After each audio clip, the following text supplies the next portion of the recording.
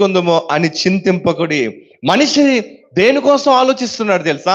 నేను ఏమి త్రాగుతానో, ఏమి తింటానో, ఎలా డబ్బు సంపాదించాలి, ఏ రీతిగా నేను నా యొక్క జీవితం పోషణ నాకు ఎలా కలుగుతుంది, మనిషి అదే ఆలోచిస్తున్నాడు. కానీ దేవునికి వాక్యం ఏం చెప్తుందంటే, నువ్వు దేవుణ్ణి నమ్మితే నువ్వు దేని విషయంలో కూడా నువ్వు చింతించాల్సిన అవసరం లేదు.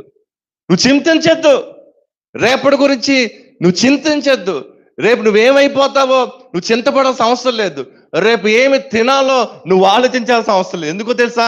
ఆయన మనకు ప్రొవైడ్ చేస్తాడు. గట్టిగా రండి చేద్దామా? ఆయన మనకి సమకూర్చుతాడు. నువ్వు ఏది కావాలో. ఏలియా, నీకు ఆకలేస్తుందా? దేవుడు వదిలిపెట్టలే. దేవుడు ఏం చేస్తాడు తెలుసా? ఏలియాకి కాకుల ద్వారా ఆహారం ఇచ్చాడంట. మీ ఫైనాన్షియల్ స్టేటస్ కోసం నువ్వు ఆలోచించాల్సిన అవసరం లేదు.